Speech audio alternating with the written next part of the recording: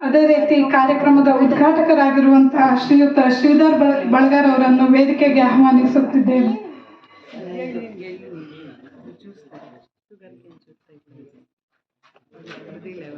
ಇವತ್ತಿನ ಕಾರ್ಯಕ್ರಮದ ಕೇಂದ್ರ ಬಿಂದು ಆಗಿರುವಂತಹ ಶ್ರೀಯುತ ಹರಿಪ್ರಕಾಶ್ ಕೋಣೆಮನೆಯವರನ್ನು ವೇದಿಕೆಗೆ ಆಹ್ವಾನಿಸುತ್ತಿದ್ದೇವೆ. ಕಾರ್ಯಕ್ರಮದ ಮುಖ್ಯ ಅತಿಥಿಗಳಾಗಿರುವಂತಹ ಶ್ರೀಯುತ SN ಗಾಂವ್ಕರ್ ಬೆಳ್ಳಿಪಾಲಿ ಅವರನ್ನು ವೇದಿಕೆಗೆ ಆಹ್ವಾನಿಸುತ್ತಿದ್ದೇವೆ.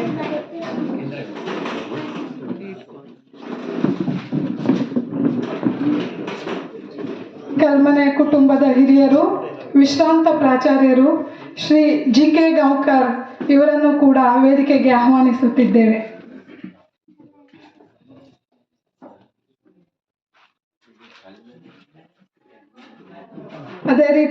ಅದೇ ರೀತಿ ಕಾರ್ಯಕ್ರಮದ ಸಂಘಟಕರಾಗಿರುವಂತಹ ಶ್ರೀಯುತ SN ಗಾಂವ್ಕರ್ ಇವರನ್ನು ಕೂಡ ವೇದಿಕೆಗೆ ಆಹ್ವಾನಿಸುತ್ತಿದ್ದೇವೆ.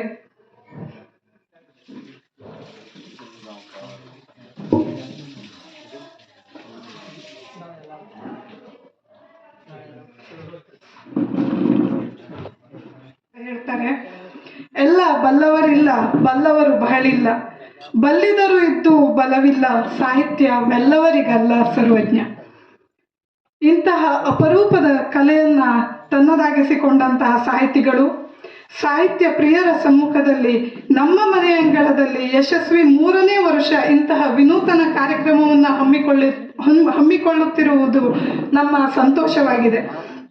ಈ ಸುಸಂದರ್ಭದಲ್ಲಿ ಮೊದಲೆರಡು ವರ್ಷಗಳ ಅನುಭವಗಳನ್ನು ನಾನು ಸಂಕ್ಷಿಪ್ತವಾಗಿ ಮೆಲುಕು ಹಾಕಲು ಇಷ್ಟಪಡುತ್ತೇನೆ.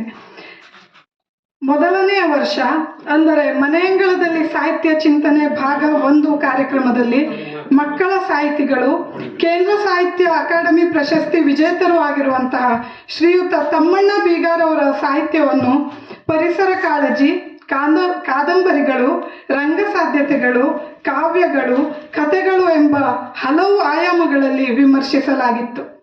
ಅದೇ ರೀತಿ ಮನೆಯಂಗಳದಲ್ಲಿ ಸಾಹಿತ್ಯ ಚಿಂತನೆ ಭಾಗ 2ರಲ್ಲಿ ಸಾಹಿತಿಗಳಾದಂತಹ ಶ್ರೀಮತಿ ಅಕ್ಷತಾ ಕೃಷ್ಣಮೂರ್ತಿ ಅವರ ಕೃತಿಗಳ ಅವಲೋಕನ ಕೇಳುಗರನ್ನ ಭಾವನಾತ್ಮಕವಾಗಿ ಸೆರೆ ಹಿಡಿದಿತ್ತು. ಇವತ್ತು ಅಂದರೆ ಮನೆಯಂಗಳದಲ್ಲಿ ಸಾಹಿತ್ಯ ಚಿಂತನೆ ಭಾಗ 3ರಲ್ಲಿ ಮಾಧ್ಯಮ ಸಾಧಕ, ವಿಶ್ವದರ್ಶನ ಶಿಕ್ಷಣ ಸಮೂಹ ಯಲ್ಲಾಪುರದ ಅಧ್ಯಕ್ಷರೂ ಆಗಿರುವಂತಹ ಶ್ರೀಯುತ ಹರಿಪ್ರಕಾಶ್ ಕೋಣೆಮನೆ ಇವರ ಕೃತಿಗಳ ಅವಲೋಕನ ಮಾಡಲಿದ್ದೇವೆ.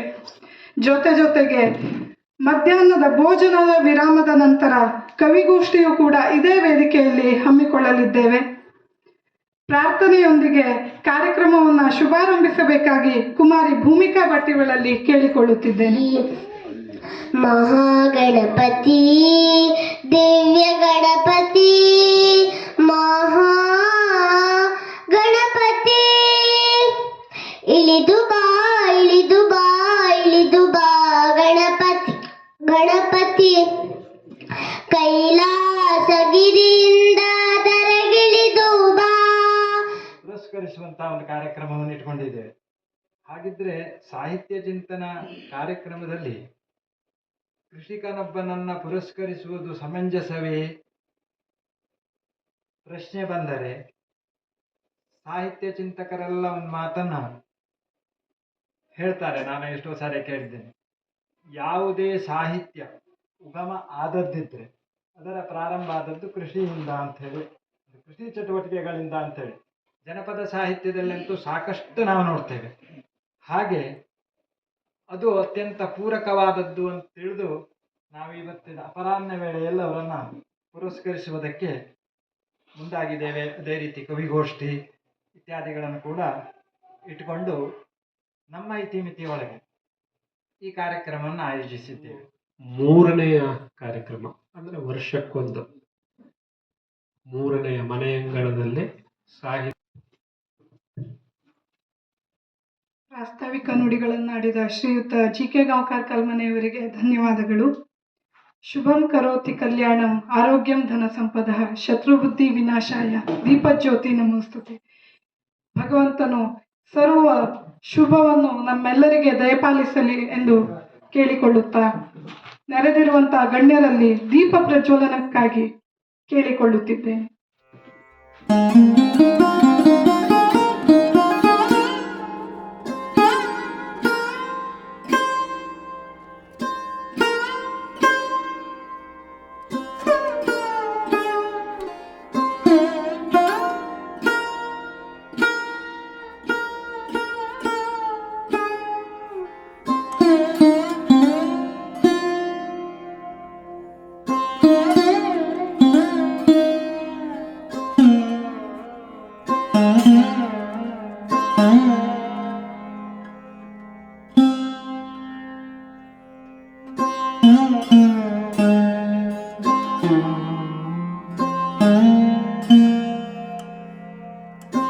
ಅವರು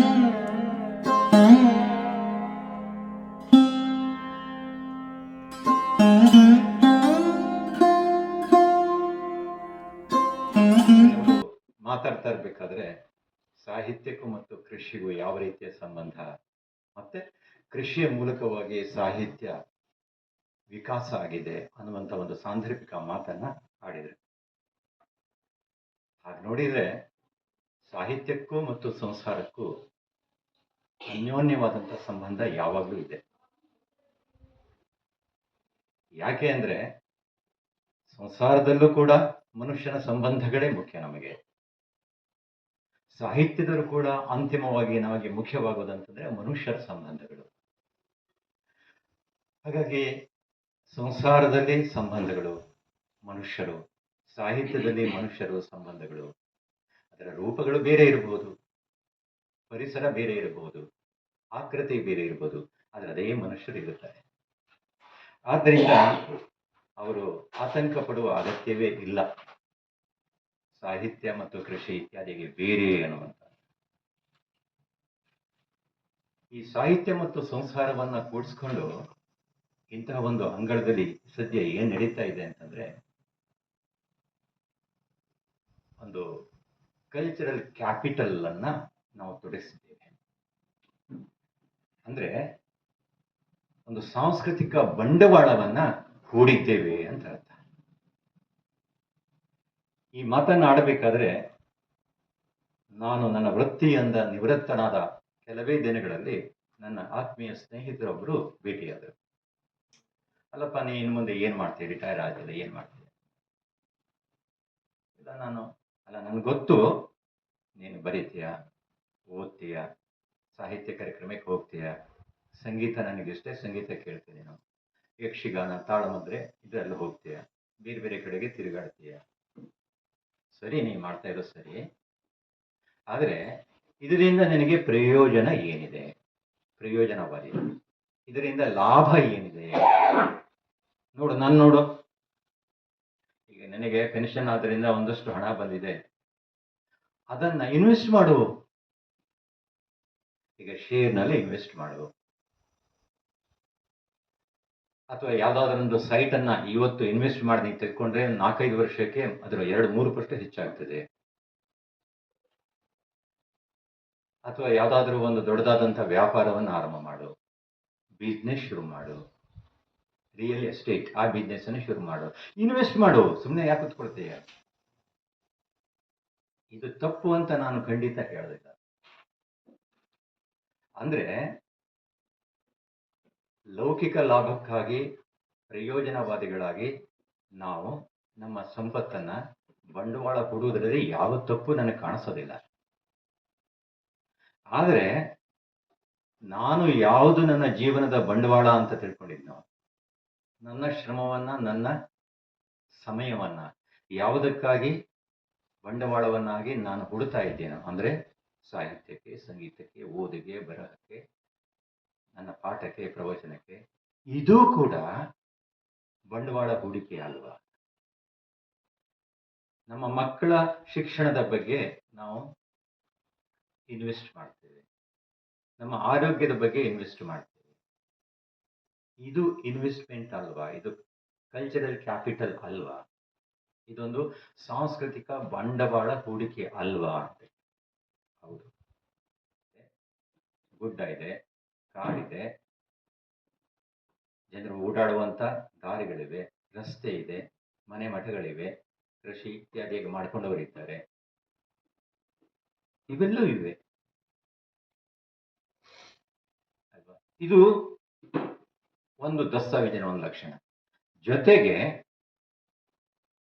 ಹೇಗೆ ಶಿವರಾಮ ಕಾಪ ಅವರನ್ನ, ಸಾಹಿತಿಗಳನ್ನ, ಆಸಕ್ತರನ್ನ ತನ್ನ ಮನೆಗೆ ಕರೀತಾರೋ, ಅದೇ ರೀತಿಯಾಗಿ ನಮ್ಮ ಮನೆ ಎಂಬ ಒಂದು ಸಾಂಸ್ಕೃತಿಕ ದಸ್ತಾವೇಜಿನಲ್ಲಿ ಪಿತ್ರಾರ್ಜಿತ, ಸ್ವಂತಾರ್ಜಿತ ಆಸ್ತಿ, ಅಲ್ಲಿ ಮದುವೆಗಳು, ಅಲ್ಲಿ ಹಬ್ಬಗಳು ಅಷ್ಟೇ ಅಲ್ಲ, ಜೊತೆಗೆ ಅದರ ಜೊತೆಗೆ ನಾವು ಸಾಂಸ್ಕೃತಿಕವಾಗಿ ಸಂಗೀತ, ಸಾಹಿತ್ಯವನ್ನು ಇತ್ಯಾದಿ ಮಾಡ್ಕೊಳ್ತೇವೆ. ಹಾಗಾಗಿ ನನಗೆ ಈ ಸಾಂಸ್ಕೃತಿಕ ದಸ್ತಾವೇಜು ಆದಂತ ಮನೆಯಲ್ಲಿ ಮತ್ತು ಅದರ ಮ್ಯಾಪ್ ಆದಂತ ಊರಲ್ಲಿ ನಿರಂತರವಾಗಿ ಉಪಯುಕ್ತವಾದಂಥ ಭೌತಿಕ ಮತ್ತು ಲೌಕಿಕ ಕೆಲಸಗಳು ನಡೀತಾ ಇರಬೇಕು. ಜೊತೆಗೆ ನಮಗೆ ಆನಂದವನ್ನು ಕೊಡುವಂಥ ಈ ರೀತಿಯ ಅಂಗಳದಲ್ಲಿ ಇವತ್ತು ನಡೀತಾ ಇರುವಂತಹ ಸಾಹಿತ್ಯ, ಸಂಗೀತ, ನೃತ್ಯ ಇತ್ಯಾದಿ ಕೆಲಸಗಳು ಕೂಡ ಇರಬೇಕು ಅನ್ನೋದನ್ನು ಮುಖ್ಯವಾಗಿ ಗಮನಿಸಬೇಕು. ಅಂದ್ರೆ ಈ 3 ತಲೆಮಾರುಗಳ ಮೂಲಕವಾಗಿ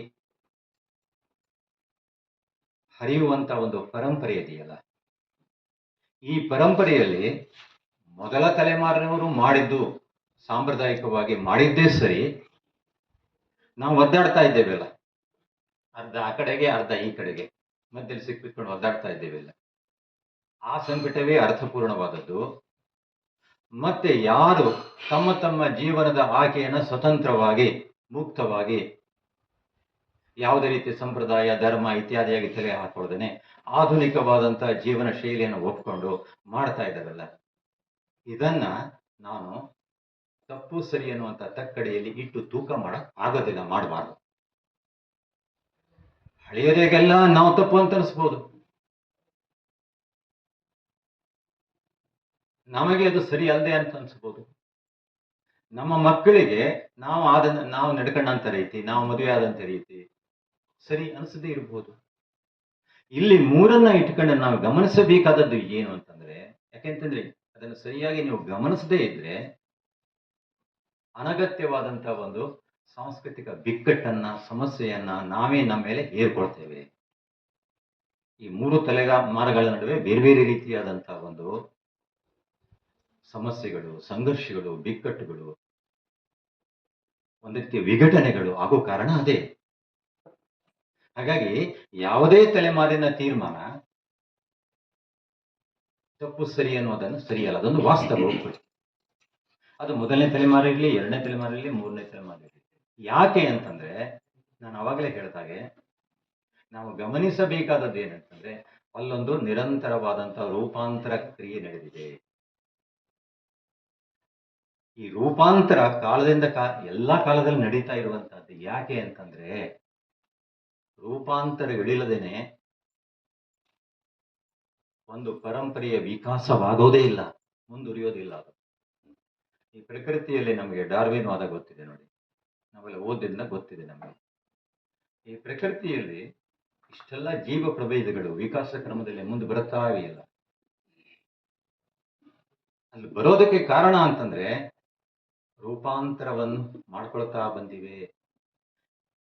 ಹಾಗಾಗಿ ಯಾರು ರೂಪಾಂತರ ಅಂತಂದ್ರೆ ಬದಲಾದಂತ ಸಂದರ್ಭಕ್ಕೆ, ಸಾಂಸ್ಕೃತಿಕ ಸಂದರ್ಭಕ್ಕೆ ನಮ್ಮನ್ನು ನಾವು ಹೊಂದಾಣಿಕೆ ಮಾಡಿಕೊಳ್ಳಲು ಆಗದೇ ಇದ್ರೆ, ಅಡಾಪ್ಟ್ ಮಾಡ್ಕೊಳ್ಳಕ್ಕೆ ಆಗದಿದ್ರೆ, ಅಡ್ಜಸ್ಟ್ಮೆಂಟ್ ಆಗಲಿಲ್ಲದೆ ಇದ್ರೆ, ನಮ್ಮನ್ನ ನಿರ್ದಯವಾಗಿ ಆ ಸಾಂಸ್ಕೃತಿಕವಾದಂತ ರೂಪಾಂತರ ಪ್ರಕ್ರಿಯೆ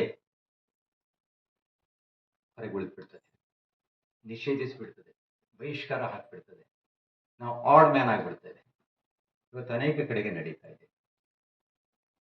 ಆದ್ರಿಂದ ಯಾರು ನಿಜವಾದಂತ ಬುದ್ಧಿವಂತ ಅಂತ ಕೇಳಿದ್ರೆ, ಯಾವುದೇ ಒಂದು ಪ್ರಾಣಿ, ಬುದ್ಧಿವಂತ ಪ್ರಾಣಿ ಅಂತ ಯಾವುದಾದ್ರೂ ಕೇಳಿದ್ರೆ ಮನುಷ್ಯನನ್ನು ಒಳಗೊಂಡು ಬದಲಾಗುವಂತ ಒಂದು ಸಂದರ್ಭಕ್ಕೆ ನಾವು ಹೊಂದಾಣಿಕೆಯನ್ನ ಮಾಡಿಕೊಳ್ಳುವಂತ ಒಂದು ಬುದ್ಧಿವಂತಿಕೆಯನ್ನ, ಕೌಶಲ್ಯವನ್ನ ಯಾವತ್ತೂ ಕೂಡ ಮರಿಬಾರದು. ಬಹುಶಃ ನಾನು ಇದಕ್ಕಿಂತ ಹೆಚ್ಚಿನದನ್ನು ಏನನ್ನು ಮಾಡಿದ್ದಾರೆ. ಆದ್ದರಿಂದ ನಾನು ಎಲ್ಲವನ್ನ ಆಡಿದಂತ ಮಾತಿನ ಒಂದು ಸಾರಾಂಶ ರೂಪದ ಒಂದು ವಾಕ್ಯವನ್ನು ಹೇಳದಿದ್ರೆ, ನೀವು ಎಲ್ಲ ನೋಡಿದ್ರೂ ಕೂಡ ಇವತ್ತಿನ ಆಧುನಿಕ ಗ್ರಾಮ ಜಗತ್ತಿನ ಸಾಂಸ್ಕೃತಿಕ ಸಂವಿಧಾನ ರೂಪಾಂತರಕ್ಕೆ ಒಳಗಾಗಿದೆ. ಕೃಷಿಯಲ್ಲಾಗಿರಲಿ, ಯಾವುದರಲ್ಲೇ ಆಗಿರಲಿ, ಶಿಕ್ಷಣದಾಗಿರಲಿ, ಅದೊಂದು ರೂಪಾಂತರವನ್ನ ನಾವು ಗುರುತಿಸ್ತಾ ಇದ್ರೆ ನಾವು ಮತ್ತೆ ಮತ್ತೆ ಅದು ಸಂಪ್ರದಾಯ, ಇದು ಆಧುನಿಕತೆ, ಇದು ನೀತಿ, ಅದು ಅನೀತಿ, ಅದು ತಪ್ಪು, ಅದು ಪಾಪ, ಅದು ಪುಣ್ಯ ಅನ್ನುವುದನ್ನ ನಾವು ಮರೀತೇವೆ. ಮತ್ತೆ ಆ ಕಾರಣಕ್ಕಾಗಿ ತಪ್ಪುಗಳನ್ನ ಮಾಡ್ತೇವೆ. ಆದ್ದರಿಂದ ಈ ರೂಪಾಂತರವನ್ನ ನಾವು ನಮ್ಮ ಸಂಸಾರದಲ್ಲಿ, ನಮ್ಮ ಸಾಹಿತ್ಯದಲ್ಲಿ ಕಾಣಬೇಕು. ಯಾಕೆ ರೂಪಾಂತರಗಳು ಆಗ್ತಾ ಇವೆ ಇದನ್ನ ಗಮನಿಸಬೇಕು ಅಲ್ವಾ? ಒಂದು ಕಾಲದಲ್ಲಿ ಇಲ್ಲೊಂದು ಜಾತ್ರೆ ಆದರೆ ಎಲ್ಲರೂ ಕೂಡಿ ಕಟ್ಟುವಂತ ಒಂದು ತೇರಿತ್ತು. ಅದೇ ತೇರು ಕಟ್ಟುವಂತ ಜಾಗದಲ್ಲಿ ಇವತ್ತು ಒಂದು ಮೊಬೈಲ್ ಟವರ್ ಬಂದಿದೆ. That is a change. ಅದೊಂದು ರೂಪಾಂತರ ಆಗಿದೆ, ಏನು ಮಾಡೋದು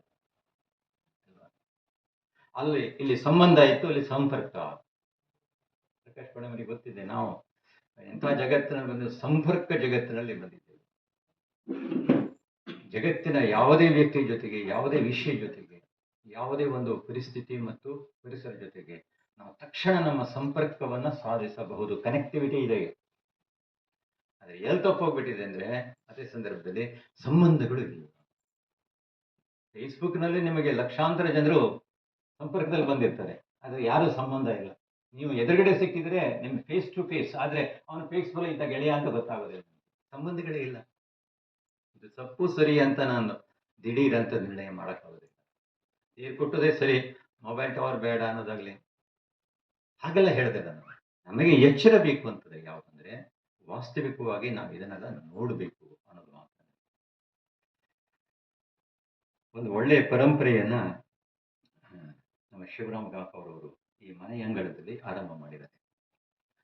ಕಾರ್ಯಕ್ರಮ ಅಂತಂದ್ರೆ ಒಂದು ತಾಲೂಕಿನ ಹೆಡ್ ಕ್ವಾರ್ಟರ್ಸಲ್ಲೋ, ಜಿಲ್ಲೆ ಹೆಡ್ ಕ್ವಾರ್ಟರ್ಸ್ನಲ್ಲೋ ಅಥವಾ ಬೆಂಗಳೂರಿನಲ್ಲೋ ಕೇವಲ ಮಾಧ್ಯಮಗಳಲ್ಲೋ ಅಲ್ಲ, ಇಂಥ ಒಂದು ಜೀವಂತವಾದಂಥ ಸ್ಥಳದಲ್ಲಿ ಮತ್ತೊಂದು ಫಲವತ್ತತೆ ದೊರಕಿದೆ.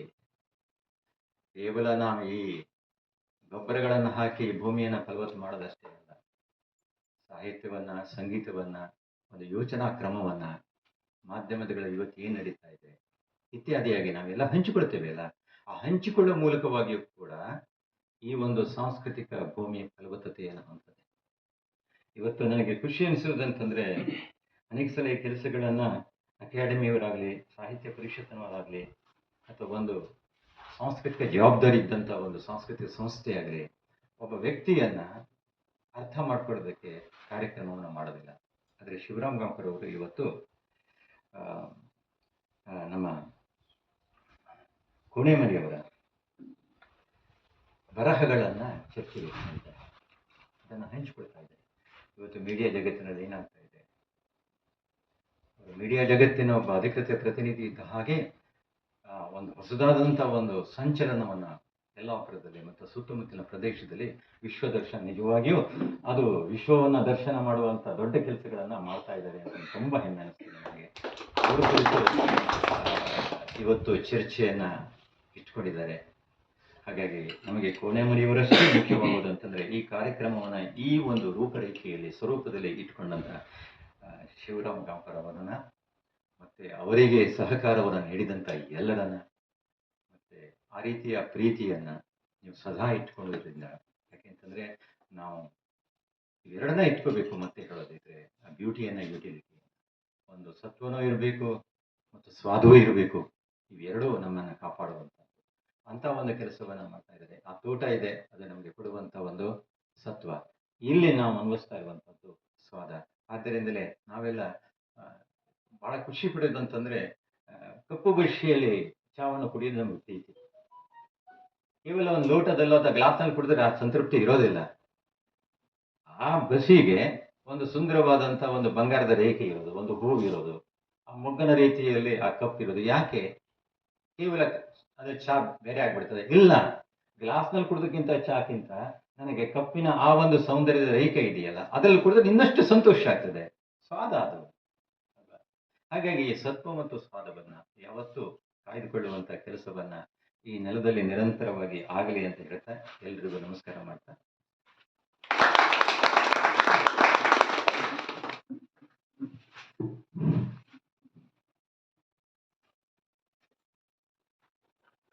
ಕೌಟುಂಬಿಕ ವ್ಯವಸ್ಥೆಯಲ್ಲಿನ ಬದಲಾವಣೆ, ಸಾಮಾಜಿಕ ಬದಲಾವಣೆ ಹಾಗೂ ಅದಕ್ಕೆ ಹೊಂದಿಕೊಳ್ಳುವ ಪದ್ಧತಿಗಳ ಬಗ್ಗೆ ಮನಮುಟ್ಟುವಂತೆ ಮಾತನಾಡಿದ ಶ್ರೀಯುತ ಶ್ರೀಧರ್ ಬಳಗಾರಿ ಅವರಿಗೆ ಧನ್ಯವಾದಗಳು.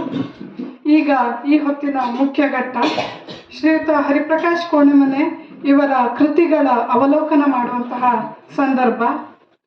ಬಹುಶಃ ಇಲ್ಲಿ ನೆರೆದಿರುವಂಥ ಯಾರಿಗೂ ಕೂಡ ಶ್ರೀಧರ್ ಹರಿಪ್ರಕಾಶ್ ಕೋಣೆಮನೆ ಇವರ ಪರಿಚಯ ಮಾಡುವಂಥ ಅಗತ್ಯ ಇಲ್ಲ ಅಂತ ಅಂದ್ಕೊಳ್ತೇನೆ. ಎಲ್ಲರಿಗೂ ಅವರು ಚಿರಪರಿಚಿತರು. ಆದರೂ ಕೂಡ ಪರಿಚಯ ಒಂದು ವೇಳೆ ಇಲ್ಲದಿದ್ದರೆ ಅವರ ಉಪಯೋಗಕ್ಕಾಗಿ ನಾನು ಚಿಕ್ಕದಾಗಿ ಹರಿಪ್ರಕಾಶ್ ಕೋಣೆಮನೆಯವರ ಪರಿಚಯವನ್ನು ಮಾಡಲು ಇಷ್ಟಪಡ್ತೇನೆ. ಹರಿಪ್ರಕಾಶ್ ಕೋಣೆಮನೆ ಇವರು ಕರ್ನಾಟಕ ಮಾಧ್ಯಮ ಲೋಕದಲ್ಲಿ ಚಿರಪರಿಚಿತ ಹೆಸರು. ಉತ್ತರ ಕನ್ನಡ ಜಿಲ್ಲೆಯ ಯಲ್ಲಾಪುರ ತಾಲೂಕಿನ ನಂದೊಳ್ಳಿ ಗ್ರಾಮದ ಕೃಷಿಕರಾದ ಶ್ರೀ ವೆಂಕಟರಮಣ ಕೋಣೆಮನೆ ಹಾಗೂ ಶ್ರೀಮತಿ ಪಾರ್ವತಿ ಅವರ ಪುತ್ರನಾಗಿ ಜನಿಸಿದ ಇವರು ಅಪ್ಪಟ ಗ್ರಾಮೀಣ ಪ್ರತಿಭೆ. ಟಿವಿ ಮತ್ತು ಮುದ್ರಣ ಮಾಧ್ಯಮ ಎರಡರಲ್ಲೂ ಪಳಗಿರುವ ಹರಿಪ್ರಕಾಶ್ ಅವರು ವಿಜಯವಾಣಿ, ಉದಯವಾಣಿ, ಸಂಯುಕ್ತ ಕರ್ನಾಟಕ, ಉಷಾ ಕಿರಣ, ಟೈಮ್ಸ್ ಗ್ರೂಪ್ ಸೇರಿದಂತೆ ವಿವಿಧ ಮಾಧ್ಯಮ ಸಂಸ್ಥೆಗಳಲ್ಲಿ ಉನ್ನತ ಹುದ್ದೆಗಳನ್ನು ಅಲಂಕರಿಸಿದ್ದಾರೆ. ಅತಿ ಕಿರಿಯ ವಯಸ್ಸಿನಲ್ಲಿ ಅಂದರೆ ತನ್ನ 39ನೇ ವರ್ಷದಲ್ಲಿ ಕರ್ನಾಟಕದ ನಂಬರ್ 1 ದಿನಪತ್ರಿಕೆ ವಿಜಯವಾಣಿಯ ಪ್ರಧಾನ ಸಂಪಾದಕರಾಗಿ ಮುನ್ನಡೆಸಿದ ಖ್ಯಾತಿ ಇವರದ್ದು. ಇಂತಹ ಗಣ್ಯ ವ್ಯಕ್ತಿ ನಮ್ಮೊಂದಿಗಿದ್ದಾರೆ ಅನ್ನೋದು ನಮ್ಮ ಹೆಮ್ಮೆ. ಇವರ ಕೃತಿಗಳ ಅವಲೋಕನ ಮಾಡುವಂತಹ ಸಂದರ್ಭ. ಮೊದಲನೆಯದಾಗಿ ನಾನು ಶ್ರೀಯುತ VG ಗಾಂವ್ಕರ್ ವರದಿಗಾರರು, ಪ್ರಜಾವಾಣಿ ದಿನಪತ್ರಿಕೆ, ಇವರನ್ನ ವೇದಿಕೆಗೆ ಆಹ್ವಾನಿಸುತ್ತಿದ್ದೇನೆ. ಸ್ನೇಹಿತರು, ಹಿರಿಯ ಪತ್ರಕರ್ತರು ಆಗಿರುವಂತಹ ಹರಿಪ್ರಕಾಶ್ ಕೋಣೆಮನೆಯವರ ಅಂಕಣ ಬರಹಗಳ ಸಂಕಲನ ವಿಸ್ತಾರ 1ರ ಕುರಿತಾಗಿ ನನ್ನ ಕೆಲವು ಅನಿಸಿಕೆಗಳನ್ನು ಈ ಮೂಲಕ ಪ್ರಸ್ತುತಪಡಿಸ್ತಾ ಇದ್ದೇನೆ. ಈ ಕೃತಿಯ ಮುಖಪುಟದಲ್ಲೇ ಇಂಡಿಯಾ ಗೇಟ್ನ ಚಿತ್ರ ಹಾಗೂ ಹೊಸ ತಿಳಿವಿನ ಬಾಗಿಲು ಅನ್ನುವಂಥ ಒಂದು ಘೋಷವಾಕ್ಯವನ್ನ ಕೆತ್ತಲಾಗಿದೆ. ಧನ್ಯವಾದಗಳು. ಈಗ ಶ್ರೀಯುತ ದತ್ತಾತ್ರೇಯ ಕಣ್ಣಿಪಾಲ್ ವರದಿಗಾರರು, ಇವರನ್ನ ವೇದಿಕೆಗೆ ಆಹ್ವಾನಿಸುತ್ತಿದ್ದೇನೆ. ಕೋಣೆಮನೆಯವರ ವಿಸ್ತಾರ ಈ ಒಂದು ಪುಸ್ತಕದ 2ನೇ ಭಾಗ. ಇವಾಗ ವಿಜಿಯವರು ಅದನ್ನು ವಿಶ್ಲೇಷಣೆ ಮಾಡಿ ಹೇಳಿದರು. ಹರಿವ ನದಿಗೆ 1000 ಕಾಲು ಅನ್ನೋ ಉಪಶೀರ್ಷಿಕೆಯೊಂದಿಗೆ ತಮ್ಮ ಬರಹಗಳನ್ನು ಒಂದಷ್ಟು ದಾಖಲಿಸಿದ್ದಾರೆ. ಈ ಪುಸ್ತಕದ ಮುಖಪುಟ ನಮಗೆ ದೇಶ ಪ್ರೇಮದ ಕುರಿತಾಗಿ ವಿಶೇಷವಾಗಿ ಆಸಕ್ತಿ ಮೂಡಿಸುವಂತಹ ಬರಹಗಳೇ ಇದೆ ಅಂತ ಅನ್ಸುತ್ತೆ. ಸುಮಾರು 27 ಬರಹಗಳಿರುವಂತಹ ಈ ಅಂಕಣ ಬರಹ ಅವರು ತಮ್ಮ ಸಂಪಾದಕ ಅಂಕಣದಲ್ಲಿ ದಾಖಲಿಸಿ ಮೈಕ್ರೋ ಫೈನಾನ್ಸ್ ಅಥವಾ ಕಿರು ಹಣಕಾಸಿಗೆ ಸಂಬಂಧಪಟ್ಟಂತ ಒಂದು ಸಣ್ಣ ಪುಸ್ತಕವನ್ನ ಬರೆಯೋದಕ್ಕೂ ಕೂಡ ನನಗೆ ಅದೊಂದು ಪ್ರಚೋದನೆಯನ್ನ ಕೊಡ್ತು, ಒಂದು ಉತ್ತೇಜನವನ್ನ ಕೊಡ್ತು. ಅದನ್ನ ಸನ್ಮಾನ್ಯ ಮಂತ್ರಿಗಳಾಗಿರ್ತಕ್ಕಂಥ HC ಮಹದೇವಪ್ಪನವರು ಮೈಸೂರಿನಲ್ಲಿ ಬಿಡುಗಡೆಯನ್ನ ಮಾಡಿದ್ರು. ಹಾಗಾಗಿ ಹೆಮ್ಮೆಯಿಂದ ನಾನು ಈ ಕಾರ್ಯಕ್ರಮದ ಫಲಾನುಭವಿ ಅಂತ ಹೇಳ್ಕೊಳ್ಳೋದಕ್ಕೆ ಇಷ್ಟಪಡ್ತೇನೆ. ಸ್ನೇಹಿತರೆ, ಇವತ್ತಿನ ದಿವಸ ನನಗೆ ಸಿಕ್ಕಿರತಕ್ಕಂತಹ ಪುಸ್ತಕ ಮನಿ, ಮೋದಿ ಹಾಗೂ ದಿ ಮ್ಯಾಜಿಕ್ ಅಂತಕ್ಕಂಥ ಒಂದು ಪುಸ್ತಕ. ಇಷ್ಟು ದೊಡ್ಡ ಒಬ್ಬ ಪತ್ರಕರ್ತ ಬರೆದಿರತಕ್ಕಂತಹ ಪುಸ್ತಕವನ್ನ ಅವಲೋಕನ ಮಾಡೋದಕ್ಕೆ ನಾನು ಪ್ರಬುದ್ಧನೋ ಅಲ್ವೋ ಗೊತ್ತಿಲ್ಲ, ಆದರೂ ಕೂಡ ನನ್ನ ಪ್ರಯತ್ನವನ್ನ ನಾನು ಮಾಡಬೇಕು ಅನ್ನತಕ್ಕಂತಹ ಒಂದು ಉದ್ದೇಶದಿಂದ ತಮ್ಮೆದುರಿಗೆ ನಿಂತಿದ್ದೇನೆ. ಈ ನಾಡಿನ ಅಂದ್ರೆ ಒಂದು ಮಾತ್ರ ಹೇಳಬೇಕು ಅಂದ್ರೆ, ಸಾವರ್ಕರ್ ಅಂದ್ರೆ ಅದು ಕೇವಲ ಒಂದು ಸಣ್ಣ ಪುಸ್ತಕದಲ್ಲಿರುವಂತಹ ವ್ಯಕ್ತಿಯೋ ಅಥವಾ ವಸ್ತುವ ವಿಷಯವೋ ಯಾವುದೂ ಅಲ್ಲ. ಅದನ್ನು ಒಂದಿಷ್ಟು ಸಣ್ಣ ಕಿರು ಹೊತ್ತಿಗೆಯಲ್ಲಿ ಇಡುವುದು ಅಂತಂದ್ರೆ ಅದು ತುಂಬಾ ಅದ್ಭುತವಾದಂಥ ಕಾರ್ಯ ಅಂತ ನಾನು ಅಂದ್ಕೊಂಡೆ ಈ ಪುಸ್ತಕವನ್ನು ನೋಡಿದಾಗ. 2023ನೇ ಇಸ್ವಿಯಲ್ಲಿ ವಿಸ್ತಾರ ಮೀಡಿಯಾದವರು ಏರ್ಪಡಿಸಿದ ಕತೆಗಾರರ ಕತೆಗಳ ಸ್ಪರ್ಧೆಯ ಉತ್ತಮ ಕತೆಗಳ ಸಂಗ್ರಹ, ಅದರ ಸಂಪಾದನೆ. 23 ಕತೆಗಳು ಇದರೊಳಗಡೆ ಇದ್ದಾವೆ. ಆ ಯಾವ ಕಥೆಯ ಉಲ್ಲೇಖವನ್ನು ನಾನು ಮಾಡೋದಿಲ್ಲ. ಅದರ ಬದಲಾಗಿ ಸಂಪಾದನೆಯ ಕಾರ್ಯ ಹೇಗೆ ಸಾಧ್ಯ ಆಯಿತು, ಅದಕ್ಕೆ ಒಂದು ಹೊಸ ಮಾರ್ಗವನ್ನು ಹೇಗೆ ತೆರೆಕೊಟ್ರು ಹೇಳೋದನ್ನಷ್ಟೇ ಪ್ರಸ್ತಾಪ ಮಾಡ್ತೇನೆ. ಕೃತಿಗಳು 4 ಕೃತಿಗಳು, 1 ಕಥಾ ಸಂಕಲನದ ಅವಲೋಕನವನ್ನ ಕೇಳಿದ್ದೇವೆ. ಈಗ ಅವರ ಅಭಿಪ್ರಾಯ, ಅವರ ಸ್ಪಂದನೆಯನ್ನ ಕೇಳುವಂತಹ ಸಮಯ. ಶ್ರೀಯುತ ಹರಿಪ್ರಕಾಶ್ ಕೋಣೆಮನೆಯವರನ್ನು ಸ್ಪಂದನೆಗಾಗಿ ಆಹ್ವಾನಿಸುತ್ತಿದ್ದೇನೆ. ನಮ್ಮಲ್ಲಿ ಯಾರಾದರೂ ಒಬ್ಬಿಬ್ರು ಮುಂದಿನ ವರ್ಷ ಮಾಡಿದ್ರೆ ಅವರು 100 ವರ್ಷ ಈ ಕಾರ್ಯಕ್ರಮ ಮಾಡಿದಷ್ಟು ಶ್ರೇಯಸ್ವ ಮಾಡಿದವ್ರಿಗೆ ಸಿಗುತ್ತೆ. ಹಾಗಾಗಿ ನಾನು ಶಿವರಾಮ್ ಗಾಂವ್ಕರ್ ಅವರಿಗೆ ವಿಶೇಷವಾದಂತಹ ಧನ್ಯವಾದವನ್ನು ಸಲ್ಲಿಸ್ತೇನೆ. ಆ ದೇಶ ಅನ್ನೋದನ್ನು ನಾವೊಂದು ಮನೆ ಅಂತ ಪರಿಗಣಿಸಿದ್ರೆ, ಆ ಮನೆಗೆ ಕೆಲವೇ ಕಂಬಗಳ ಮೇಲೆ ಆ ಮನೆ ನಿಂತ್ಕೊಂಡಿರುತ್ತೆ. ಆ ಕಂಬಗಳು ಯಾವುದು ಅಂತ ನೋಡಿದ್ರೆ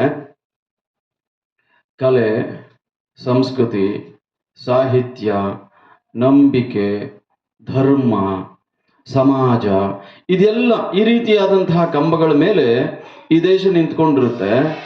ಆ ಕಂಬಗಳು ಪ್ರಾತಿನಿಧಿಕವಾಗಿ ಸಾಹಿತ್ಯದಲ್ಲಿ ಕೃಷಿ ಮಾಡುವಂಥವ್ರು, ಸಾಂಸ್ಕೃತಿಕ ರಂಗದಲ್ಲಿ ಕೆಲಸ ಮಾಡುವಂಥವ್ರು, ಧಾರ್ಮಿಕವಾಗಿ ಕೆಲಸ ಮಾಡುವಂಥವ್ರು, ಮಾರ್ಗದರ್ಶನ ಮಾಡುವಂಥವ್ರು, ರಾಜಕೀಯ ನೇತೃತ್ವವನ್ನು ಸಮರ್ಥವಾಗಿ ರಾಜಕೀಯ ನೇತೃತ್ವವನ್ನು ಕೊಡ್ತಕ್ಕಂಥವ್ರು, ಶಿಕ್ಷಕರು, ಕೃಷಿಕರು, ರೈತರು, ಕಾರ್ಮಿಕರು, ಹೀಗೆ ಇವರೆಲ್ಲ ಒಂದೊಂದು ಕಂಬದಲ್ಲಿ ಆ ಗುಂಪಿನ ಪ್ರತಿನಿಧಿಗಳಾಗಿ ಸೇರ್ಕೊಳ್ತಾರೆ. ಸಾಹಿತ್ಯದಲ್ಲಿ ಬೇರೆ ಬೇರೆ ಪ್ರಕಾರ ಇದೆ. ನಾನು ಬರೆದಿದ್ದೆಲ್ಲವೂ ಕೂಡ ವೈಚಾರಿಕ ಸಾಹಿತ್ಯದ ಪ್ರಕಾರಕ್ಕೆ ಬರುತ್ತೆ. ಆ ಸಾಮರ್ಥ್ಯ ಇದೆಯೋ ಇಲ್ವೋ ಗೊತ್ತಿಲ್ಲ ನನಗೆ. ಆ ಪ್ರಕಾರಕ್ಕೆ ಬರುತ್ತೆ ಅದು. ಅದರಲ್ಲಿ 5 ಕೃತಿಗಳು ಪ್ರಕಟ ಆಗಿದೆ. ಒಂದು ಕೃತಿಯನ್ನು ನಾನು ಪ್ರಕಟ ಮಾಡಲಿಲ್ಲ. ಯಾಕೆ ಅಂದರೆ ನನಗೆ ಅದು ಬರೆದು ಮುಗಿಸಿ ಮುದ್ರಣವೂ ಆದ ನಂತರ ನಾನು ಅದನ್ನು ತಡೆ ಹಿಡಿದೆ. ಅದರಿಂದ ಪ್ರಚಾರ ಸಿಗಬಹುದಿತ್ತು. ಈ ಎಲ್ಲ ಕೃತಿಗಳಿಗಿಂತಲೂ ಹೆಚ್ಚಿನ ಪ್ರಸಿದ್ಧಿ ಅದಕ್ಕೆ ಸಿಗಬಹುದಿತ್ತು. ಹೆಚ್ಚು ಕಾಂಟ್ರವರ್ಸಿ ಆಗ್ಬೋದಿತ್ತು. ಇವತ್ತು ಕಾಂಟ್ರವರ್ಸಿ ಯುಗದಲ್ಲಿ ನಾವೆಲ್ಲ ಬದುಕ್ತಾ ಇದ್ದೇವೆ. ಆದರೆ ನಾನು ಒಂದು ದಿವಸ ಮುಂದೆ ಯಾರೋ ಒಬ್ಬ ಪ್ರಬುದ್ಧ ಇವನು ಇಂತಹ ಸಣ್ಣ ವ್ಯಕ್ತಿಯ ಅಂತ ಒಬ್ಬನೇ ಒಬ್ಬ ಹೇಳಿದ್ರು ಕೂಡ ಅದು ನನ್ನ ವ್ಯಕ್ತಿತ್ವವನ್ನು ಕೊಲೆ ಮಾಡುತ್ತೆ ಅನ್ನೋ ಕಾರಣಕ್ಕೋಸ್ಕರ ತಡೆ ಹಿಡಿದೆ. ಅದು ಯಾವ ಕೃತಿ ಅಂತ ಕೊನೆಯಲ್ಲಿ ಬರೆದಿದ್ದು ನಾನು ಹೇಳಿದ್ನಲ್ಲ, ಒಂದು ಕೃತಿ ಗಾಂಧಿ ಹಂತಕ ಗಾಂಧಿ ಅಂತ ತೆಲುಗಿನಲ್ಲಿ ಒಂದು ಪುಸ್ತಕ ಬಂತು. ಅದನ್ನ ಇಂಗ್ಲಿಷಿಗೆ ಮಾಡಿದ್ರು. ಬಹಳ ಹಾಟ್ ಕೇಕ್ ರೀತಿಯಲ್ಲಿ ಸೇಲ್ ಆದಂತಹ ಪುಸ್ತಕ. ನನಗೆ ಆ ಪುಸ್ತಕವನ್ನ ಟ್ರಾನ್ಸ್ಲೇಟ್ ಮಾಡಬೇಕು ಅಂತ ಒಬ್ಬರು ಪ್ರೇರಣೆ ಕೊಟ್ಟರು. ನಾನು ಮಾಡಿದೆ. ಕೊನೆಗೆ ಅದು ಅದ್ಭುತವಾದಂತಹ ಪುಸ್ತಕ. ಅದನ್ನ ಒಂದು ಪ್ರತಿಯನ್ನು ನಾನು ಇಟ್ಕೊಂಡಿದ್ದೀನಿ. ಆ ಉಳಿದೆಲ್ಲ ಪ್ರತಿಗಳನ್ನು ನಾವು ಡಿಸ್ಟ್ರಾಯ್ ಮಾಡಿಬಿಟ್ಟಿದ್ದೀವಿ. ಅದು ಎಲ್ಲೂ ಕೂಡ ಹೊರಗೆ ಸಿಗಬಾರದು ಅನ್ನೋ ಕಾರಣ. ಈ ಧರ್ಮದ ಹೆಸರಿನಲ್ಲಿ ಒಂದು ದೇಶ ವಿಭಜನೆ ಆದ ನಂತರ ಮತ್ತೆ ಅಲ್ಲಿ ಇಸ್ಲಾಮಿಕ್ ರಿಪಬ್ಲಿಕ್ ಆಗುತ್ತೆ, ನಮ್ಮದು ಜಾತ್ಯತೀತ ರಾಷ್ಟ್ರ ಆಗುತ್ತೆ. ಇದು ಶಾಶ್ವತವಾಗಿ ಸಮಸ್ಯೆ ಉಳ್ಕೊಳ್ಳುತ್ತೆ. ನೀವು ಜಾತಿ ಹೆಸರಲ್ಲಿ ಬದಲಾಗೋದಾದ್ರೆ ಹೋಗ್ಬಿಡಿ. ಇಲ್ಲಿ ಇರೋದಾದ್ರೆ ನೀವು ಭಾರತೀಯರಾಗಿಯೋ, ಹಿಂದೂಗಳಾಗಿಯೋ, ಬೌದ್ಧರಾಗಿಯೋ, ಸಿಖ್ಖರಾಗಿಯೋ ನೀವು ಇರಿ ಅನ್ನುವಂತಹ ಧಾಡಸಿತನವನ್ನು ಅವತ್ತು ತೋರಿಸಿದ್ದಿದ್ರೆ ಇವತ್ತಿನ ಸಮಸ್ಯೆ ಇರ್ತಾ ಇರಲಿಲ್ಲ. ಈ ವಾದ ಗಾಂಧಿಯನ್ನ ಕೊಲೆ ಮಾಡಿದ್ದು. ಇದು ಗಾಂಧಿ ವ್ಯಕ್ತಿಯಲ್ಲ. ಈ ವಿಚಾರ ಕಾಂಗ್ರೆಸ್ ಮುಕ್ತ ಭಾರತ ಆಗಬೇಕು ಆಗಬಾರದು ಅನ್ನೋ ಆ ಚರ್ಚೆ ಕೂಡ ಹೀಗೆ. ಕಾಂಗ್ರೆಸ್ ಪಕ್ಷವಾಗಿ ನಮಗೆ ವಿರೋಧ ಇಲ್ಲ. ಕಾಂಗ್ರೆಸ್ ಪಕ್ಷದ ತುಷ್ಟೀಕರಣ ನೀತಿ. ಕಾಂಗ್ರೆಸ್ ಪಕ್ಷ ಜಾತಿಗಳನ್ನ ಒಡೆದು ಭಾಷೆಗಳ ಹೆಸರಲ್ಲಿ, ಜಾತಿಯ ಹೆಸರಲ್ಲಿ, ಬಣ್ಣದ ಹೆಸರಿನಲ್ಲಿ, ಇತಿಹಾಸದ ಹೆಸರಿನಲ್ಲಿ, ರಾಜಕೀಯದ ಹೆಸರಿನಲ್ಲಿ ಹೊಡಿತಾ ಇದೆಯಲ್ಲ, ಇದು ಮುಕ್ತ ಆಗಬೇಕು. ಕಾಂಗ್ರೆಸ್ ಮುಕ್ತ ಆಗಬಾರದು. ಕಾಂಗ್ರೆಸ್ ಮುಕ್ತ ಅಂತಂದ್ರೆ ಆ ವೈಚಾರಿಕತೆ ಮುಕ್ತ ಆಗಲಿ ಅಂತ ನಾನು ಆ ಲೇಖನದಲ್ಲಿ ಹೇಳಿದ್ದೆ. ಬಟ್ ಆ ಲೇಖನಗಳನ್ನು ಪ್ರತಿ ಮಾರ್ಗದರ್ಶನ ಮಾಡ್ತಾ ಇದ್ದಾರೆ. ಅವರು ಯಾವುದೇ ಕ್ಷೇತ್ರದಲ್ಲಿದ್ರು ಸದಾಶಿವ ಸಮಾರಂಭಾಂ ಶಂಕರಾಚಾರ್ಯ ಮಧ್ಯಮಾಂ ಅಸ್ಮದ್ ಆಚಾರ್ಯ ಪರ್ಯಂತಾಂ ಒಂದೇ ಗುರು ಪರಂಪರಾಂ. ಎನ್ನ ನಾಲಿಗೆಯಲ್ಲಿ ವಾಕ್ಶುದ್ಧಿ ಇರುವಂತೆ ಬಂದು ನೀ ನೆಲೆಸಮ್ಮ ಕರುಣೆಯಿಂದ, ಶುದ್ಧಿಯೊಂದಿಗೆ ಸಿದ್ಧಿ ಎನ ಒಲಿದು ಬರುವಂತೆ ತಾಯನಿ ಹರಸಮ್ಮ ಪ್ರೀತಿಯಿಂದ. ಒಳಪಡಬೇಕಾದದ್ದು ಅನೇಕ ಕಾಲಗಳಿಂದ ಚಿಂತನೆಗೆ ಒಳಪಟ್ಟಿದ್ದು ಕೂಡ ಹೌದು. ಇನ್ನು ಮುಂದೆಯೂ ಕೂಡ ಆ ಚಿಂತನೆ ಇದ್ದೇ ಇರ್ತದೆ. ಅದು ಹರಿಪ್ರಕಾಶ್ ಕೋಣೆಮನೆಯವರು ಅಂಕಣಕಾರರು, ಸಂಪಾದಕರು. ಇಂದಿನ ಮಾಧ್ಯಮ ಯುಗದಲ್ಲಿ ಅತ್ಯಂತ ಸೊಂಪಾಗಿ ಬೆಳೆಯುತ್ತಿರುವ ಸಾಹಿತ್ಯದ ಪ್ರಕಾರದಲ್ಲಿ ತುಂಬ ಅನುಭವಿಗಳು. ನೋಡಿ, ಸಾಹಿತ್ಯ ಅಂದ್ರೆ ಒಂದು ಲಿಖಿತವಾದ ಸಾಹಿತ್ಯ, ಇನ್ನೊಂದು ಬರೇ ಮಾತನಾಡಿ ಹೋಗುವ ಸಾಹಿತ್ಯ. ಎರಡೂ ಕಡೆಗೆ ಸಾಹಿತ್ಯದ ಸೃಷ್ಟಿ ಉಂಟು. ಓದಿದ ಯಾವುದನ್ನು ಎಲ್ಲಿಟ್ಕೊಳ್ತಾರೆ ಅನ್ನೋದನ್ನು ಕೇಳಬೇಡಿ. ಆದರೆ ಓದ್ತಾನೆ ಇರ್ತಾರೆ, ನೋಡ್ತಾ ಇರ್ತಾರೆ, ಅಥವಾ ಇನ್ನೊಂದು ಶಬ್ದದಲ್ಲಿ ಹೇಳೋದಾದ್ರೆ ಅವಲೋಕಿಸುತ್ತಾ ಇರುತ್ತಾರೆ. ತಮಗೆ ಯಾವುದು ಬೇಕೋ ಅದನ್ನು ಎಲ್ಲಿ ಇಡಬೇಕೋ ಅಲ್ಲಿಯೇ ಇಟ್ಕೊಂಡು ಹೋಗ್ತಾ ಇರ್ತಾರೆ. ಕೆಲವು ಗಟ್ಟಿದಾದ್ರೆ ಉಗುಳುದು ಉಂಟು, ಇದು ನಮ್ಮ ಹಲ್ಲಿನಲ್ಲಿ ಜಗಿಲಿಕ್ಕೆ ಆಗುದಿಲ್ಲ ಅಂತ. ಅತ್ಯಂತ ಸ್ವಾರಸ್ಯಕರವಾದದ್ದಾದ್ರೆ ಅದನ್ನು ಖಾಯಮ್ಮಾಗಿ ಕಿಸೆಯಲ್ಲೇ ಇಟ್ಕೊಳ್ಳೋದು ಉಂಟು, ಅಂದ್ರೆ ಖಾಯಮ್ಮಾಗಿ ನೆನಪಿಡ್ತಾರೆ. ಹಾಗೆ ಸಾಹಿತ್ಯದ ಸೃಷ್ಟಿ ಆಗುತ್ತಿರುವುದರಿಂದ ಓದುವುದಿಲ್ಲ, ಬರೆಯುವುದಿಲ್ಲ, ಈ ಎರಡೂ ಆಕ್ಷೇಪಗಳು ಏನಿದ್ದಾವೆ ಅದು ನಿಲ್ಲುವುದಿಲ್ಲ. ಖಂಡಿತಕ್ಕೂ ಸಾಹಿತ್ಯ ಸೃಷ್ಟಿ ಆಗ್ತಾ ಇದೆ. ಓದಿ ಮುಗಿಸ್ಲಿಕ್ಕೆ ಆಗೋದಿಲ್ಲ. ಇದನ್ನು ಒಬ್ಬೊಬ್ಬರ ಮನೆಯಲ್ಲಿ ಇರುವ ಸಾಹಿತ್ಯ ಕ್ಷೇತ್ರದಲ್ಲಿ ಇರುವವರ ಮನೆಯಲ್ಲಿರುವ ಪುಸ್ತಕಗಳನ್ನು ನೋಡಿದ್ರೆ ಗೊತ್ತಾಗ್ತದೆ. ಈಗ ನಮ್ಮ ಮನೆಯಲ್ಲಿಯೇ ಬಂದ್ರೆ ಕೆಲವರು ಕೇಳೋದುಂಟು, ಇಷ್ಟೆಲ್ಲ ಪುಸ್ತಕ ನೀವು ಓದಿದ್ದೀರಾ ಅಂತ. ನಾನು ಕೈ ಮುಗಿದು ಹೇಳ್ತೇನೆ, ಇಲ್ಲ, ನನ್ನ ಹತ್ರ ಓದ್ಲಿಕ್ಕೆ ಆಗಲಿಲ್ಲ ಅಂತ. ಯಾಕೆಂದ್ರೆ ಅಷ್ಟು ಪುಸ್ತಕಗಳು ಸಂಗ್ರಹವೂ ಆಗ್ತವೆ. ಅಧ್ಯಕ್ಷೀಯ ನುಡಿಗಾಗಿ ಶ್ರೀಯುತ ಎಂ ಎನ್ ಹೆಗ್ಡೆ ಸರ್ ಹಾಗೂ ಇವತ್ತಿನ ಕವಿಗೋಷ್ಠಿ ಕಾರ್ಯಕ್ರಮದ ಅಧ್ಯಕ್ಷತೆಯನ್ನು ವಹಿಸಿರುವಂತಹ ಸಾಹಿತಿಗಳಾದ ಮುಕ್ತಾ ಶಂಕರ್ ಅವರೇ, ವೇದಿಕೆ ಮೇಲೆ ಉಪಸ್ಥಿತರಿರುವ ಎಲ್ಲ ಕವಿಗಳೇ ಹಾಗೂ ನೆರೆದಿರುವಂಥ ಎಲ್ಲ ಮಹಾಜನರೇ,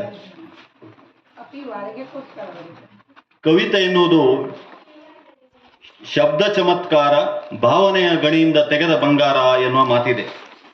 ಆದರೆ ಕವಿತೆ ಕೇವಲ ಶಬ್ದ ಚಮತ್ಕಾರ, ಶಬ್ದ ಜೋಡಣೆಯ ಒಂದು ಕಸರತ್ತಾದರೆ ಅದು ಜನರನ್ನ ತಲುಪಲಿಕ್ಕೆ ಸಾಧ್ಯತೆ ಇಲ್ಲ.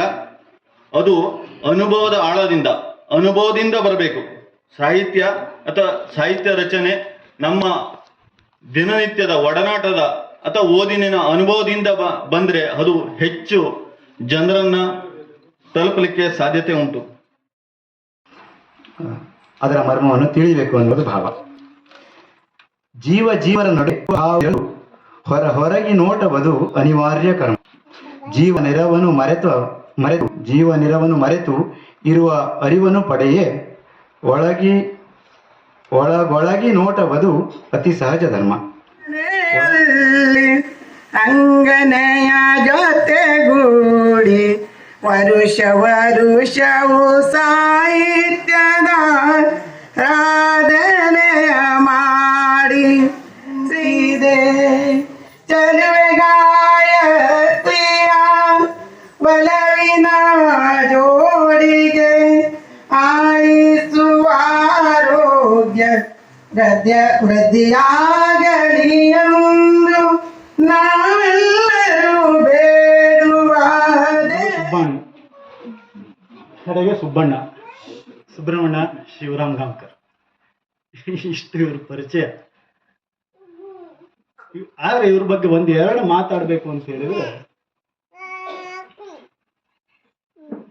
ಸುಬ್ಬಣ್ಣ ನಮ್ಮನೆಯಲ್ಲಿ 1 ವರ್ಷ 2 ವರ್ಷ 3 ವರ್ಷ ಮಧ್ಯಾಹ್ನ ಶಾಲೆಗೆ ಮಧ್ಯಾಹ್ನದ ಊಟಕ್ಕೆ ನಮ್ಮ ಮನೆಗೆ ಬರ್ತಿದ್ರು.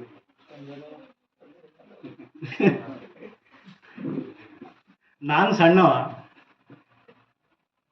ಅವ್ರಿಗೇನಂದ್ರೆ ಶಾಲೆಯಲ್ಲಿ ಮಧ್ಯಾಹ್ನ ರಿಸಸ್ಸಿಗೆ ಬಿಟ್ಟಾಗ ತಿನ್ಲಿಕ್ಕೆ ಏನಾದ್ರು ಬೇಕು. ಹುಳಿಸೊಪ್ಪು, ಹುಣಸೆ ಬೀಜ. ನಾನು ಸಣ್ಣನಾಗಿದ್ದಕ್ಕೆ ನನ್ನ ಬಳಸ್ಕೊಳ್ತಿದ್ದ.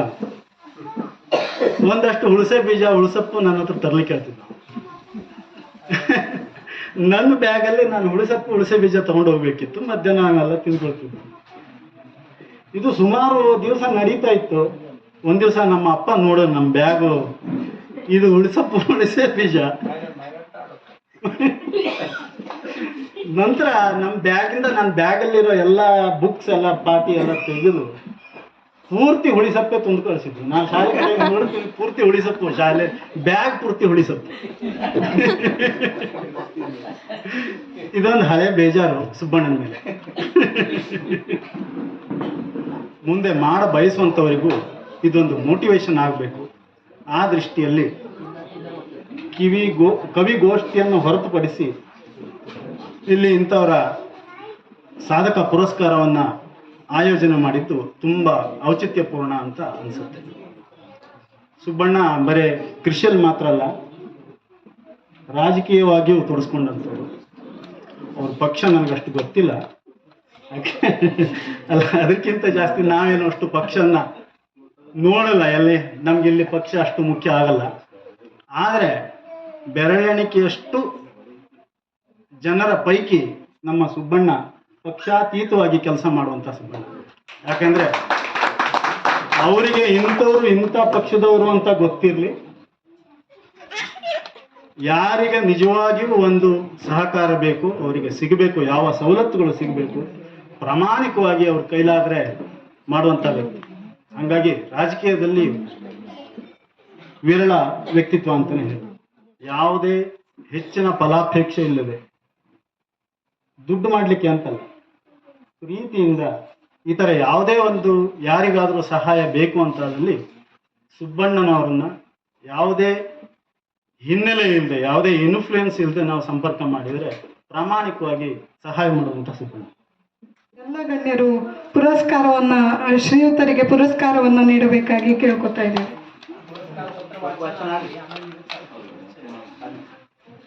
ಎಲ್ಲರಿಗೂ ನಮಸ್ಕಾರ. ಮನೆಯಂಗಳದಲ್ಲಿ ಸಾಹಿತ್ಯ ಚಿಂತನೆ ಶ್ರೀಮತಿ ಹಾಗೂ ಶ್ರೀ ಶಿವರಾಮ್ ಗಾಂವ್ಕರ್ ಕಲ್ಮನೆ ಈಗಾರ್ ಇವರು ಪ್ರದಾನ ಮಾಡಿದ ಪುರಸ್ಕಾರ. ಕೃಷಿ ಸಾಧಕರಾದ ಶ್ರೀ ಸುಬ್ರಹ್ಮಣ್ಯ ಗಾಂವ್ಕರ್ ಬಾಗಿನಕಟ್ಟ ಅವರೇ, ಕೃಷಿಕನಾದವನಿಗೆ ದುರ್ಭಿಕ್ಷವಿಲ್ಲ ಎಂಬ ವಾಣಿ ಇದೆ. ಕೃಷಿಕರಾಗಿ ಸುಭಿಕ್ಷೆ ಸಂಪಾದಿಸುವ ನಿಟ್ಟಿನಲ್ಲಿ ನೂತನವಾದ ಮಾರ್ಗವನ್ನು ತೆರೆದ ಸಾಧಕರು ತಾವಾಗಿದ್ದೀರಿ. ಪಾರಂಪರಿಕ ಕೃಷಿಯೊಂದಿಗೆ ಆಧುನಿಕವೂ ನಮ್ಮ ಭಾಗಕ್ಕೆ ಅಪರಿಚಿತವೂ ಆದ ಬೆಳೆಗಳನ್ನು ಪರಿಚಯಿಸಿರುವುದು ರೈತರು ವಿಶಾಲವಾಗಿ ಯೋಚಿಸುವಂತೆ ಮಾಡಿದೆ. ಫಲವತಿ ಎಂಬ ಹೆಸರಿನಿಂದ ಗುರುತಿಸುವ ಭೂಮಿ ತಾಯಿಯು ನಾವೇನನ್ನು ಅವಳ ಮಡಿಲಿಗಿಡುತ್ತೇವೆಯೋ ಅದನ್ನು ಸಂಪತ್ತಾಗಿಸಿಕೊಡುತ್ತಾಳೆ.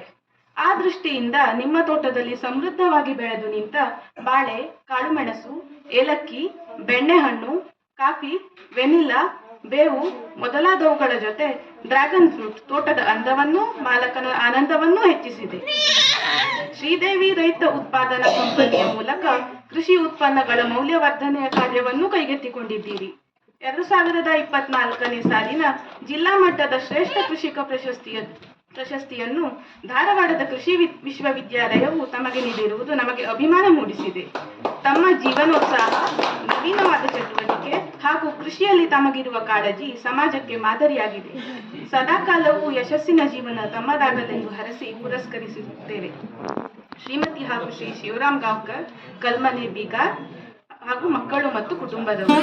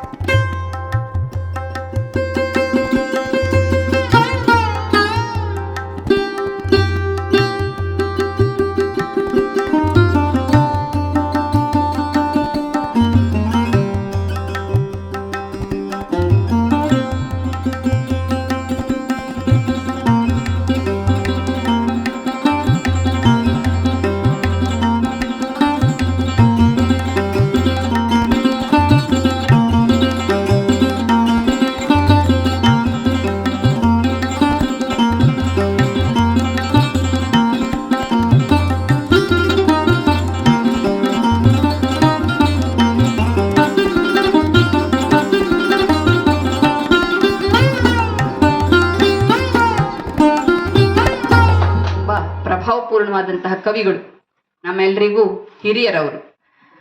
ಅವರು ಇವತ್ತು ತುಂಬಾ ವಿಶಿಷ್ಟವಾದಂತಹ ಒಂದು ನಮ್ಮ ಅಸ್ತಿತ್ವವನ್ನ ಉಳಿಸಿಕೊಳ್ಳಲಿಕ್ಕಾಗಿ ಓಟ ಅನ್ನುವಂತಹ ಭಾವವನ್ನ ಗ್ರಹಿಸ್ತಾ ಎಲ್ಲೆಯ ಮುಟ್ಟಲು ಎಷ್ಟು ಸುಂದರವಾದಂತಹ ಒಂದು ಕಲ್ಪನೆ ನೋಡಿ. ಎಲ್ಲೆಯನ್ನು ಮುಟ್ಟೋದು, ನಮ್ಮ ಗುರಿಯನ್ನು ತಲುಪೋದು ಪ್ರತಿಯೊಬ್ಬನ ಆದ್ಯ ಕರ್ತವ್ಯ ಅಥವಾ ಆದ್ಯ ವಿಷಯ ಆಗಿರ್ತದೆ. ಅಂಥದನ್ನ ಮುಟ್ಲಿಕ್ಕಾಗಿ ನಾವು ಓಡಬೇಕು. ಇವತ್ತು ನಿಂತುಕೊಂಡಿದ್ರೆ ಜನರಿಗೆ ನಮ್ಮನ್ನು ದಾಟಿ ಬೇರೆಯವ್ರು ಹೋಗ್ಬಿಡ್ತಾರೆ. ಅದರಿಂದ ನಮ್ಮ ಓಟ ನಿರಂತರವಾಗಿರ್ಬೇಕು. ಅದು ಸ್ಪರ್ಧಾತ್ಮಕವಾದಂತಹ ಒಂದು ಯುಗದಲ್ಲಿ, ಈ ಜಗತ್ತಿನಲ್ಲಿ ನಮ್ಮ ಓಟ ನಿರಂತರವಾಗಿದ್ರೆ ನಾವು ಗೆಲ್ತೇವೆ ಅನ್ನುವಂಥದ್ದು. ಅದನ್ನು ಅಕ್ಷರದಲ್ಲಿ ಜೋಡಿಸ್ತಾ ಅವರು ಎಲ್ಲಾ ಪುರವನ್ನೇ ಮುಟ್ಬಿಟ್ಟಿದ್ದಾರೆ, ಎಲ್ಲಾ ಪುರಗಳನ್ನ ಮುಟ್ಟಿದ್ದಾರೆ. ತುಂಬಾ ಸುಂದರವಾದಂತಹ ಒಂದು ಕವನವಾಗಿ ರೂಪುಗೊಂಡಿದೆ. ಶ್ರೀಯುತ SNR ಮೂರ್ತಿ ಅವರು ತುಂಬಾ ಪ್ರಬುದ್ಧಪೂರ್ಣವಾದಂತಹ ಕವಿಗಳು. ಅನೇಕ ಸಂದರ್ಭಗಳಲ್ಲಿ ಅವರ ಕವನಗಳನ್ನು ನಾನು ಕೇಳಿದ್ದೇನೆ, ಪುಸ್ತಕಗಳು ಬಂದಿದ್ದಾವೆ. ಅವರು ರಾಮಬಾಷ್ಪ ಅನ್ನುವಂತಹ ಒಂದು ವಿಶಿಷ್ಟವಾದಂತಹ ವಿಚಾರಗಳನ್ನು ಇಟ್ಕೊಂಡು ಪ್ರಕೃತಿ ಮತ್ತು ನಮ್ಮೆಲ್ಲ ಭಾವನೆಗಳನ್ನ ಅದರ ಜೊತೆಯಲ್ಲಿ ಸೇರಿಸ್ತಾ ತುಂಬಾ ಸುಂದರವಾಗಿ ಅವರ ಕವನವನ್ನ ಇದನ್ನ ನಾನು ಬರೆದಿರುವಂತಹದ್ದು. ಪ್ರಾಸದ ಒಂದು ನಿಯಮವನ್ನ ಇಟ್ಕೊಂಡಿದ್ದೇನೆ. ಅದು ಬಾಲಕಾಂಡ, ಹೀಗೆ ಪ್ರತಿಯೊಂದು ಕಾಂಡದ ರೀತಿಯಲ್ಲಿನೇ ನಾನು ಬರೆದಿರುವಂತಹದ್ದು. ಶ್ರೀಯುತ MN ಹೆಗಡೆ ಅವರು ಇದ್ದಾರೆ, ಅದನ್ನೆಲ್ಲ ಓದಿದ್ದಾರೆ. ಅವರಿಗೆ ಏನನ್ಸಿದೆಯೋ ಗೊತ್ತಿಲ್ಲ, ಆದ್ರೆ ಅವರು ಅದನ್ನ ಓದಿದ್ದಾರೆ. ಇದಕ್ಕೆ ಒಂದು ಆಶಯ ಬೆನ್ನುಡಿಯನ್ನು ಸಹ ಬರ್ಕೊಟ್ಟಿದ್ದಾರೆ ನನಗೆ. ನಾನು ಅದನ್ನ 4 ಪದ್ಯಗಳನ್ನ ಹೇಳಲಿಕ್ಕೆ ಮುಂದಾಗ್ತೇನೆ. ಮಾನ ನಿಧಿಯನಿಪ ರಾಮಚಂದ್ರನೇ ಧೇನಿಸಿ ಅನುದಿನ ಬೇಡುವೆನು, ಗಾನದಿ ನಿನ್ನಯ ಕಥೆಯನ್ನು ಹಾಡಲು ದನಿಯನು ನೀಡಿ ಉದ್ಧರಿಸು.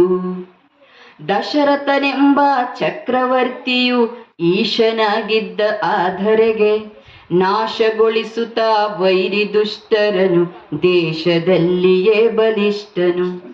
ಸುಂದರವಾದ ಅಯೋಧ್ಯೆ ಎಂಬ ಪುರ ನಂದನವನವನೆ ಮೀರಿಪುದು, ಬಂದಳು ರಾಣಿ ಕೋಸಲದಿಂದ ಸುಂದರಿ ಕೌಸಲ್ಯಾದೇವಿ. ಎರಡನೇ ರಾಣಿ ಸುಮಿತ್ರಾದೇವಿ ತರಳ ದಶರಥನ ಕೈ ಹಿಡಿದು, ಮೂರನೇ ಮಡದಿ ಕೈಕೇಯ ಕುವರಿ ಸುರಸುಂದರಿಯೂ ಕೈಕೇಯಿ.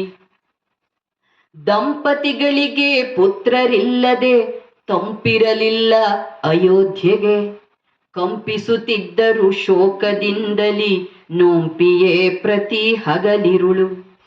ಆಗಮಿಸಿದರಲ್ಲಿ ಜಗದ ಹಿರಿಯರೆಲ್ಲ ಸಂಗಡವೇ ಗುರುವ ಶಿಷ್ಠರು, ಯೋಗದಿಟ್ಟಿಯಲಿ ಕಂಡರು ಬೆಳಕನು ಯಾಗದಿಂದ ಪುತ್ರ ಭಾಗ್ಯವನು. ಅಂದಗೊಳಿಸಿದರು ಸಂದುಗೊಂದುಗಳ ಹೊಂದಿಸಿದರು 8 ದ್ರವ್ಯಗಳ, ಬಂದ ಹಿರಿಯರನ್ನು ವಂದಿಸುತ್ತವರೆಲ್ಲ ಚಂದದ ವರವನು ಬೇಡಿದರು.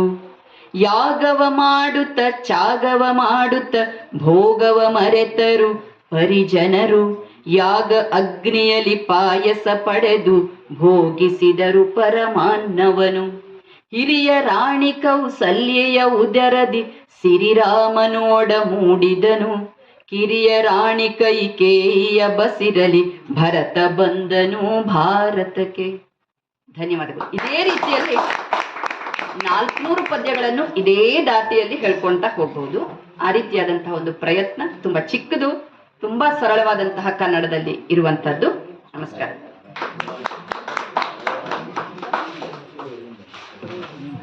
ಅಧ್ಯಕ್ಷೀಯ ನುಡಿಗಳು ಮತ್ತು ತಮ್ಮ ಕವನ ವಾಚನವನ್ನು ಮಾಡಿದಂಥ ಶ್ರೀಮತಿ ಮುಕ್ತಾ ಶಂಕರ್ ಮೇಡಮ್ ಅವರಿಗೆ ಧನ್ಯವಾದಗಳು. ಇದೀಗ ಇವತ್ತಿನ ದಿನದ ಅಂದರೆ ಮನೆಯಂಗಳದಲ್ಲಿ ಸಾಹಿತ್ಯ ಚಿಂತನೆ ಕಾರ್ಯಕ್ರಮದ ಕೊನೆಯ ಘಟ್ಟದಲ್ಲಿ ನಾವಿದ್ದೇವೆ. ಇದೀಗ ವಂದನಾರ್ಪಣೆ ಮತ್ತು ಗೌರವ ಸಮರ್ಪಣೆಯನ್ನು ಅರ್ಪಿಸುವುದಕ್ಕಾಗಿ ಶ್ರೀಯುತ ಸುಬ್ರಾಯ್ ಭಟ್ ಬೀಗಾರಿಯವರನ್ನು ನಾನು ಕೇಳಿಕೊಳ್ಳುತ್ತಿದ್ದೇನೆ. ವೇದಿಕೆ ಮೇಲಿರುವ ಗಣ್ಯರೇ, ಮುಂಬದಿಗೆ ಆಸೀನರಾಗಿರುವ ಎಲ್ಲ ಹಿರಿಯರೇ ಹಾಗೂ ಈ ಮನೆಯ ಎಲ್ಲ ಬಂಧುಗಳೇ, ಸಾಹಿತ್ಯ ಚಿಂತನೆ 3 ಈ ಕಾರ್ಯಕ್ರಮದ ಕೊನೆಯ ಅವಕಾಶವಾಗಿರುವಂತಹ, ಕೊನೆಯ ಘಟ್ಟವಾಗಿರುವಂತಹ ವಂದನಾರ್ಪಣಾ ಕಾರ್ಯಕ್ರಮ. ಈ ಕಾರ್ಯಕ್ರಮದ ಮಧ್ಯಾಹ್ನದ ನಂತರದ ಕಾರ್ಯಕ್ರಮದ ಅಧ್ಯಕ್ಷರಾಗಿ ಈ ಕಾರ್ಯಕ್ರಮವನ್ನು ಚಂದಗಾಣಿಸಿಕೊಟ್ಟಂತಹ ಶ್ರೀಮತಿ ಮುಕ್ತಾ ಶಂಕರ್, ಮುಖ್ಯ ಶಿಕ್ಷಕರು, ವಿಶ್ವದರ್ಶನ ಪ್ರೌಢಶಾಲೆ, ಇವರಿಗೆ ನಿಮ್ಮೆಲ್ಲರ ಪರವಾಗಿ ಅತ್ಯಂತ ಗೌರವಪೂರ್ವಕವಾದಂತಹ ಅಭಿನಂದನೆಯನ್ನ ಮಾಡ್ತಾ ಇದ್ದೇನೆ.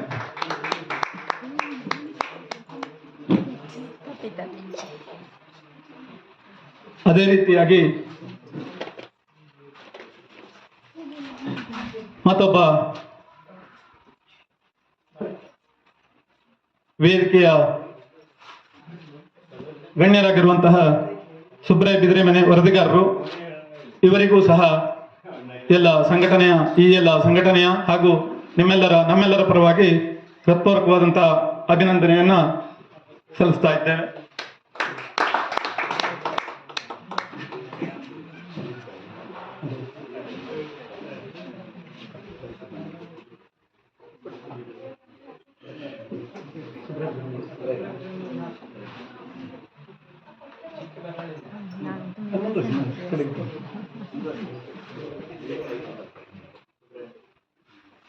ಆಧಾರ್ ಕಾರ್ಡ್ ಜೆರಾಕ್ಸ್ ತರ ಆಗಿದೆ